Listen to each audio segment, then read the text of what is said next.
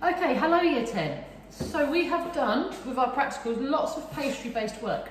Now when you're coming back into school, we will be reviewing that pastry stuff. We will do some practicals with it in because it's a really important skill that you have currently missed if you haven't practiced it at home. So we'll be doing rough puff pastry and choux pastry in school with you. We're going to move on to a different type of dough now. We've looked at bread, we've looked at pastry. Today we're looking at pasta. Now we don't actually make pasta with you in school. It's normally just a demonstration lesson because we need one of these, which is a pasta maker, and I don't have 26 different pasta makers, okay?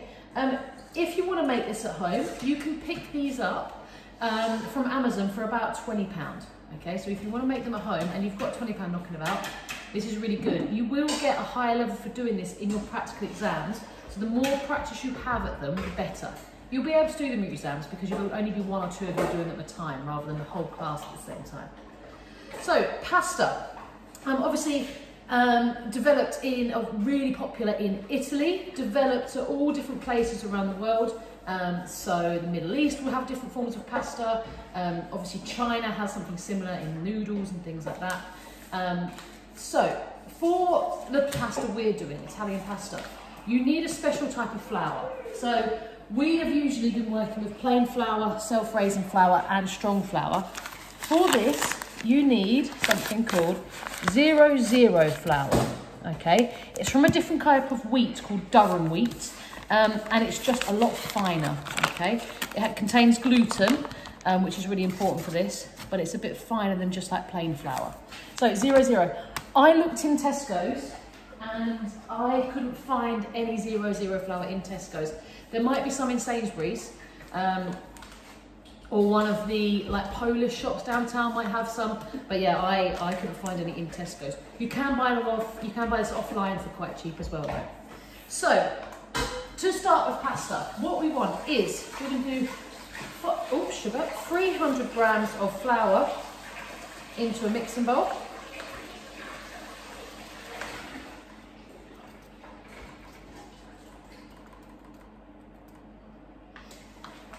Okay, and then what we're going to do, I'm going to move that out of the way, put them over there, is we're actually going to tip this flour onto the workbench now. Okay, so make sure your workbench is clean and carefully tip all that flour on there. What you're going to do then is create a little well in the middle. Okay, then we want 3 eggs. We don't want that, we want 3 eggs.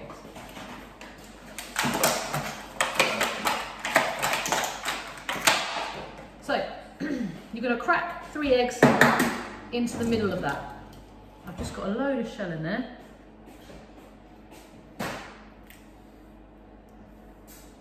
Brilliant. I think I got it out. Yeah.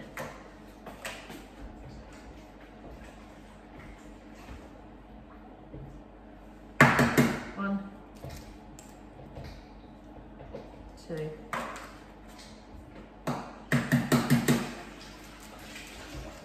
Okay, make sure your well is deep enough so that all the egg doesn't come then pouring straight out. Okay, oh, like that's just done. Then we're just going to break the eggs up a little bit, and you are very gently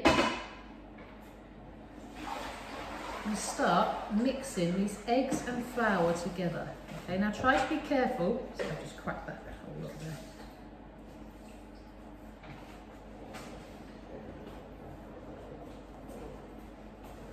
Just made a mess because my well wasn't deep enough. But you're going to start bringing the eggs and the flour together. Okay, now eggs are used in this pasta rather than water because it gives the pasta more of a bite. The protein in the eggs, as they cook firm, which gives that pasta a bite. If you just used water, they'd be like soft noodles. Which isn't what pasta is. We want pasta to be al dente, really. Miss, I know you've just sat down, but in a minute, I might need a scraper. Sorry. Okay, so you can start then, once that's brought together, you can then really start getting involved.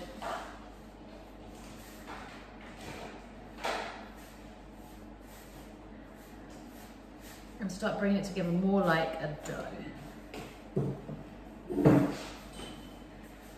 Cheers, thank you.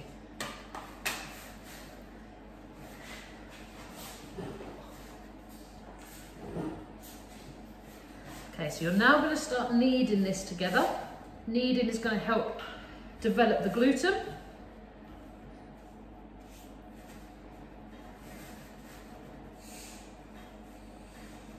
Okay, so you can see it forms like this really scraggy sort of dough.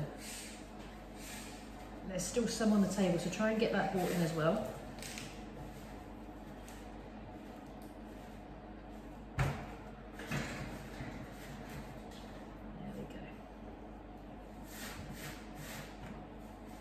And then start kneading for a good 5 minutes or so. Okay, now you need to work hard with this, and it can be quite stiff. It's not as wet, there's not as much moisture in as bread dough, which can be easier. Pasta dough can be quite stiff.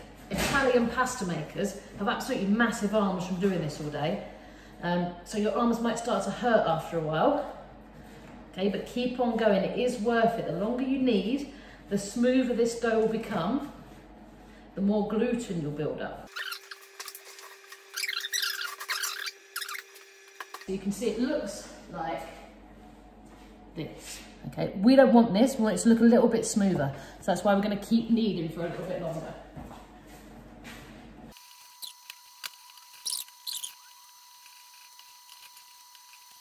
Okay, so you can see this looks a little bit smoother now.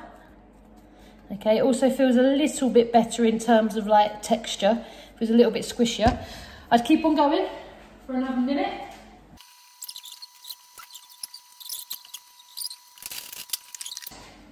So this is what we're looking for, okay? Now this, you can, if you don't want to use it right away, you can cling film this and put it in the fridge for a bit. Just take it out of the fridge a few minutes before you want to use it to come to room temperature. Though, we are going to put this straight through my pasta machine. But I don't want to try and put all of this through. If I try and put all of this through, it's all going to get stuck. And it will get wound up in there. So actually what we're going to do is half this first of all. Okay, if you've doubled the recipe, then you might even want to go quarters. So what we're going to do is half this. And we're just going to flatten it out a little bit. If I had a rolling pin about, I might flatten it out with a rolling pin, but just using your hand should be fine. Okay, and then what we're going to do is use this pasta machine. Now the pasta machine has one main body and this one has an attachment. This main body has two big rollers in it, okay? And at the side here is a dial. Now the dial goes from 1 to 7. 1 is the widest setting for those rollers, 7 is the narrowest setting for the rollers. We start wide and get narrower, okay? It also has this part here, which we use to roll. Now what I'm going to do is just flour the surface just a little bit. You don't want too much, otherwise it's going to dry that pasta out. So we're going to go through the rollers first of all to flatten the pasta, and then the attachments here will make my spaghetti or my tagliatelle, whatever I fancy. So we're going to pop the pastry in. And actually I feel like that's too much. I'm going to take it out. And go in from there. Okay, and what it will start to do is feed your pastry through the machine. And just like when you was a kid and you played with the plasticine, it's just like that. Now it can be quite tough to start with, so your vice that you have holding this thing in place might move a little bit. Okay, once you have put it through once, sorry I did something I didn't show you. Once you've put it through once, you then fold it into thirds. So fold one into the middle and the other one over the top, and then put it back through. Okay, on that same setting. Now what this is doing is again building gluten and helping to make that pasta more tender. If we put this straight into the boil to cook, it would be quite tough. We want this pasta to be a little bit softer. bits of going through, helping to build the gluten up. Now I would put it through each setting probably about 3 or 4 times. Now what you might also see is that the pastry might tear a little bit. That's fine. If you do, the more you do it, the more that gluten is going to be developed, and then the thinner that's going to get. So let's go down, let's take it to number 2.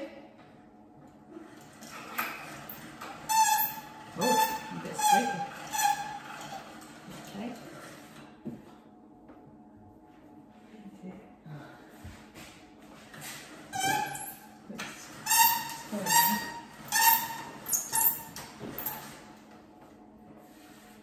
Okay, so keep on going. Like I said, do each one a couple of times. Oof. Take it down.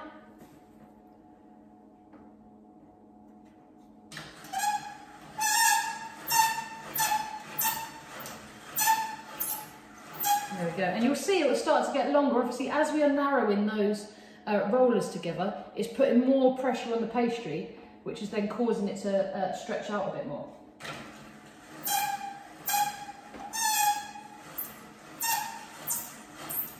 Pasta, not pastry. There we go, it's number 4. Take it down again.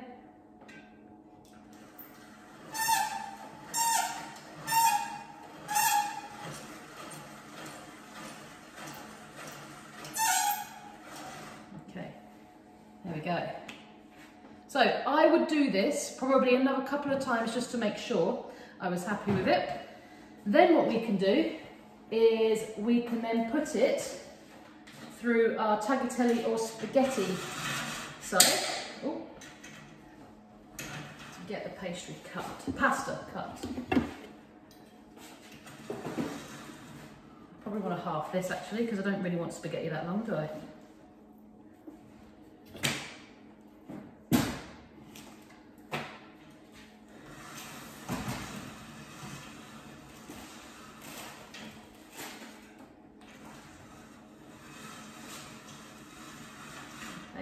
And as I take it through that side, you then get your little strands. Okay, so I'm doing tagliatelle today. There is a narrower one which does spaghetti, but I find sometimes it doesn't cut it very well and it just all kind of sticks together. Now, what we're going to do is try and dry this off. Now, what I've set up, or Mrs. set up, is my thin rolling pin with 2 measuring jugs either side.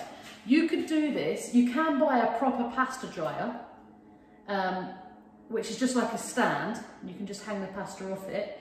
If you don't have one of those, they're not very expensive, I just never got around to buying one. But if you don't have one, you can use a coat hanger as well, if you don't have something like this. Okay, a coat hanger, as long as it's clean, works just as well. So we want it to dry out a little bit, otherwise it tends to go all stodgy when we boil it. Okay, I'm just going to do one more so that you can all see.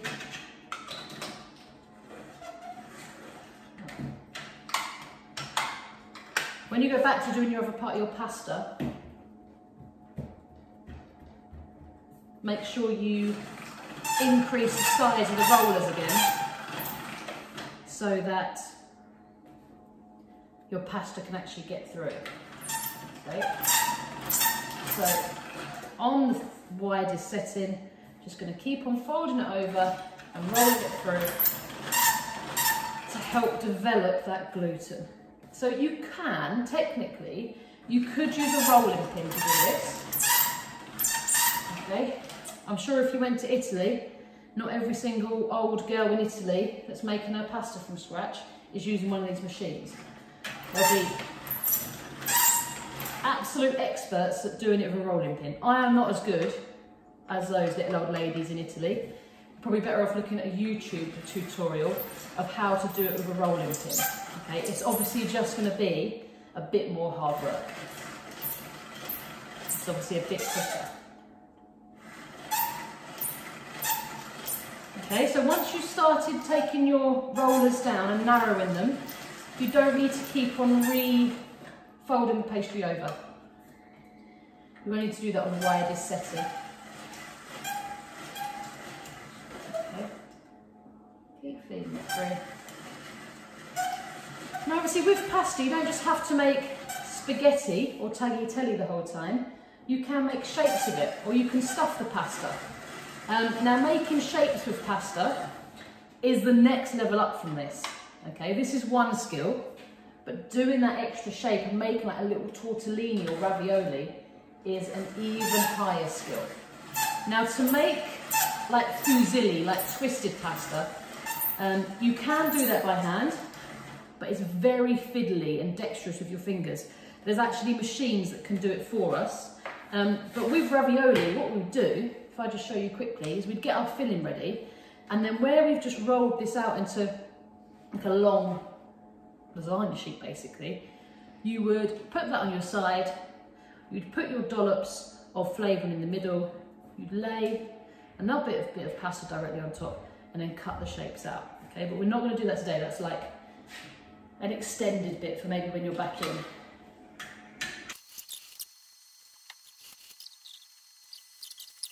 So I've got my little curtain of pasta there, okay, just drying. It only needs a few minutes, and that can dry while I crack on with the filling for my pasta sauce. Right, first thing I'm gonna do is break 2 eggs into a measuring jug and then beat them just so they're ready to use in a bit.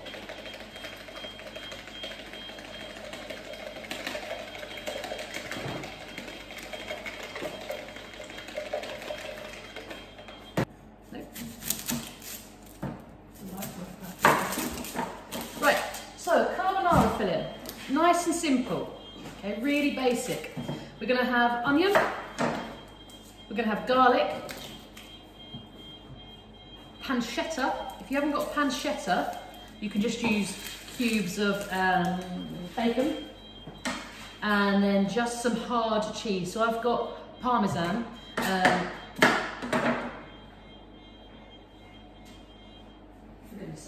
You guys could use whatever type of cheese you wanted really, but if we're making it authentic, we're going to go Parmesan, okay? I've also got some parsley then to run through it at the end.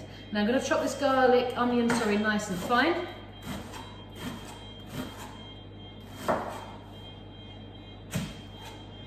Okay, so I'm going to cut through here and slice down.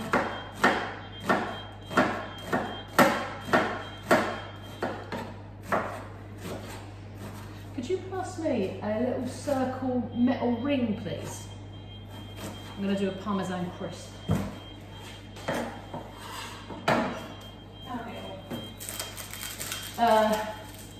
A medium one in the middle.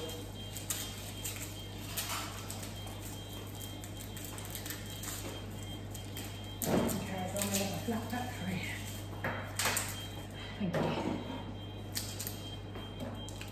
My eyes are watering from the onion. Right, garlic, a fair bit of garlic. Let's do 2 or 3 cloves. 4 if you're feeling fancy.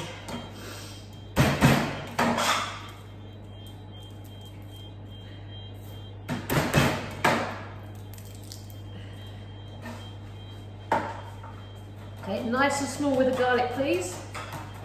I don't want to see great big chunks.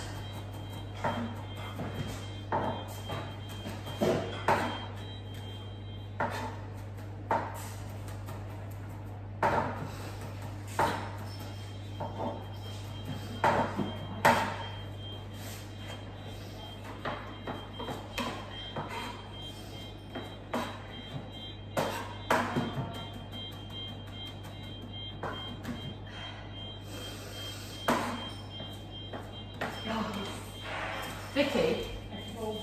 Oh. Let's keep our area clear. My pancetta's already chopped up, so I've got this pancetta for cooking. Okay. You can get bacon diced like this. In Sainsbury's and Tesco's, this isn't actually by where like the bacon and sausages are. This stuff, pancetta, is with the other cured meats. And so where your strips of pancetta and parma ham and chorizo is, it's in there. Like I said, though, you can just use bacon. That's absolutely fine. So we're gonna, just use one of those. Huh? No. Get that open. I'm also going to chop some parsley up, ready to go. A good handful of parsley. That's a lot. Oof.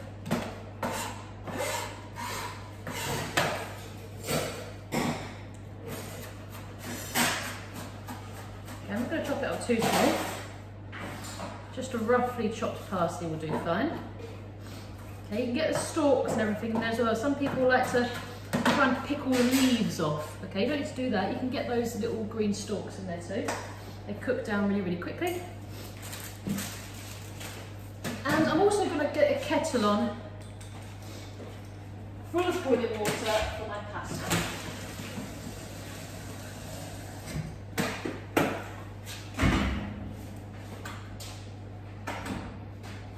So, first thing you guys want to do is a bit of oil in the pan. And the first thing we're going to fry off is our pancetta. Okay, this will take a little bit longer to crisp up and go brown than the onions will. I don't want my onions to go brown at all. We're going to put these in first to give that fat a chance to render. Render just basically means cook. You can see how fatty this is. Okay, all that white stuff is fat. We obviously don't want to be chewing on just raw fat halfway through this dinner. We want that to be rendered down. We want all of the flavours from that fat to be released into the pan. So get that in.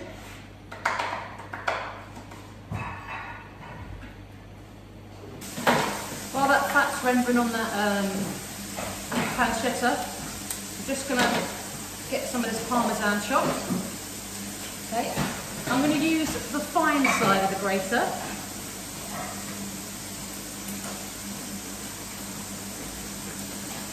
And I'm just going to go straight on the brown board of this because it's all going into the same pot anyway.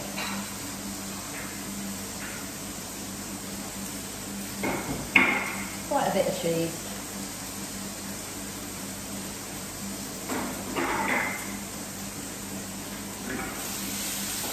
So we're looking for a nice golden brown colour on that pancetta.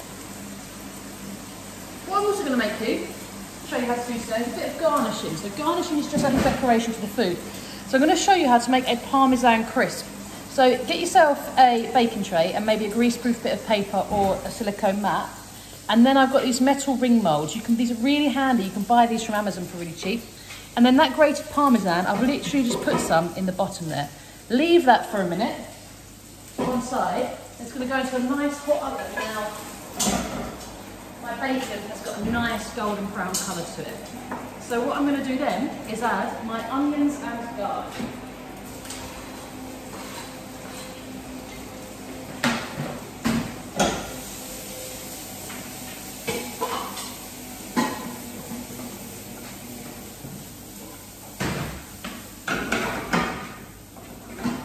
Let those onions cook off for a little bit. Okay, I'm going to turn the heat off of my pancetta and garlic for now because I need to get my pasta boiling. Okay, so pasta, drop that into your boiling water. Now fresh pasta like this is only going to take you about 2 minutes. Okay, it will not take you long at all. Get my parmesan crisp into the oven. Give that cheese just a chance to melt. Get some heat back into that pan. Okay, and my pasta is pretty much there. What you'll see is the pasta will swell, thank you, and it will all start to float to the top. Okay, once it's done that, it's ready. So it's literally 2 minutes. If you leave this fresh pasta for as long as you leave dried pasta, like 10, 20 minutes, it will just break down and start to fall apart and be really stodgy. Okay, we don't want that. So with some tongs, don't worry about the water's a good thing. You can take the pasta out. Okay, and put that straight into your pan with all that pancetta and garlic and bacon. We want a little bit of pasta water in there, just to help this slacken that sauce up a little bit. Okay, cook that all through. Let some of that water evaporate out there. Oh. Okay, so you can see what we've got at the moment. If I bring it over to you, is my pasta, or my pancetta, my onions and garlic all in the same pan. The next step is to add our egg. Now, this isn't going to take very long once we've added egg. It only takes a moment. If we leave it cooking too long, which is a common problem with carbonaras like this, the egg starts to cook and then scramble and becomes lumpy. We don't want that. We want it to stay this nice silky texture. Okay? The pasta water with the starch in, that will help that. Okay. Let's put some salt and pepper in now.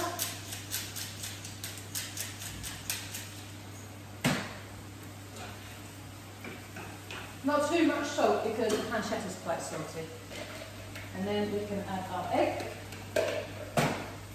Take it away from the heat and then just mix that all in. Okay. Try not to let it cook too much.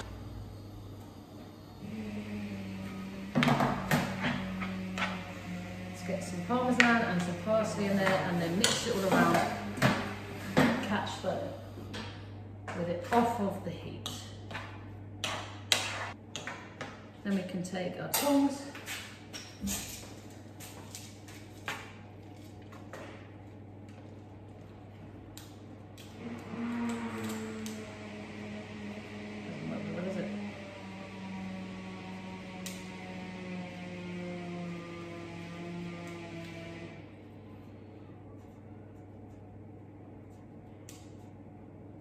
Just a little bit too much.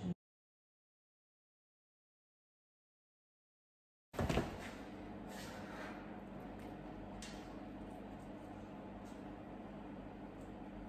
we go. Lovely.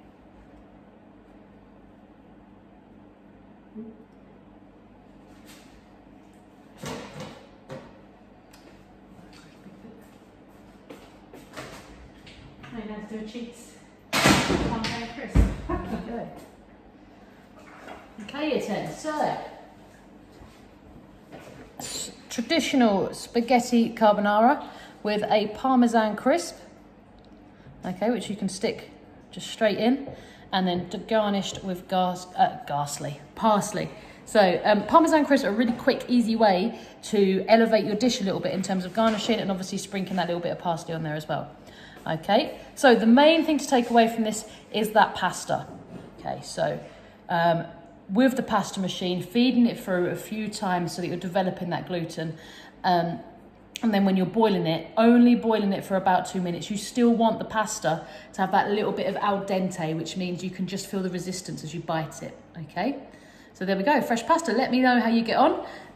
If you haven't got a pasta machine, you can try and do it by hand. YouTube videos will be available to show you that, okay? Get your form done. Thank you very much. See you later.